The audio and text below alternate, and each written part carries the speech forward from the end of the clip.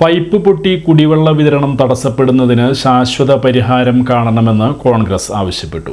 മുമ്പെങ്ങുമില്ലാത്ത വിധം കടുത്ത വേനലിൽ ജനം വലയുമ്പോൾ ജലവിതരണ ശൃംഖലയിലെ പൈപ്പുകൾ പൊട്ടുന്നതും NH-66 നിർമ്മാണ പ്രവൃത്തികൾക്കിടെ അവിടുത്തെ പൈപ്പുകൾ തകരുന്നതും മൂലം കൊടുങ്ങല്ലൂർ പുല്ലൂറ്റ് മേഖലകളിൽ കുടിവെള്ള വിതരണം ദിവസങ്ങളോളം തടസ്സപ്പെടുന്നത് ജനജീവിതം ദുസ്സഹമാക്കുന്നതായി കോൺഗ്രസ് ചൂണ്ടിക്കാട്ടി.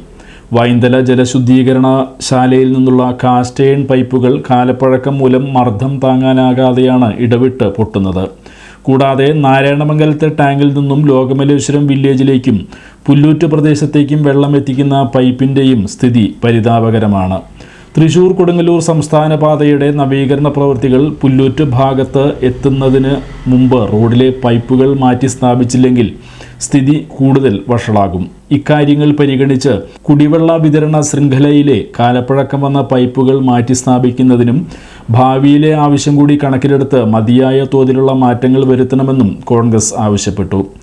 കുടിവെള്ളക്ഷാമത്തിന് ശാശ്വത പരിഹാരം കാണാൻ അതികഠിനമായ കുടിവെള്ളക്ഷാമം നേരിടുന്ന സ്ഥലങ്ങളിൽ ടാങ്കറുകളിൽ കുടിവെള്ളം എത്തിക്കുവാനുള്ള നടപടികൾ എത്രയും വേഗം കൈക്കൊള്ളണം. യോഗത്തിൽ KP Sunilkumar, PV Ramanan, CS Thilakan, KG Muraleedharan, കവിത മധു, TK ലാലു, PN മോഹനൻ എന്നിവർ സംസാരിച്ചു.